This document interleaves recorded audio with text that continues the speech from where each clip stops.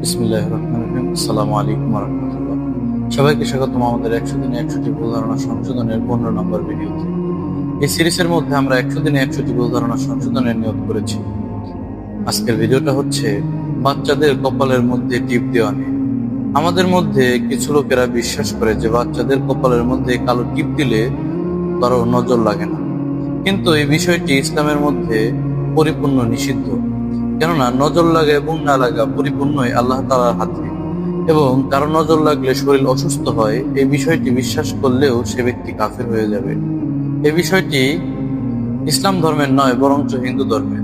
হিন্দু ধর্মের কয়েকটি বইয়ের মধ্যে এই বিষয়টি উল্লেখ করা হয়েছে, যেমন সংস্কৃত সাহিত্য এবং শ্রেষ্ঠ পুরাণের মধ্যে বলা আছে যে কপালের মধ্যে টিপ দিতে হবে।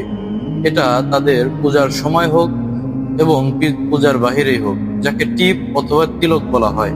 এবং বাচ্চাদের ক্ষেত্রে বলা হয়েছে তাদের কপালের মধ্যে এটা দেওয়া কালো জাদু এবং কালো নজর থেকে বাঁচানোর জন্য। এবং এই বিশ্বাসটা যদি ইসলামের মধ্যে কোনো ব্যক্তি নিয়ে আসে, তার অজান্তেই আল্লাহ তাআলার সাথে কুফরি হয়ে যাবে।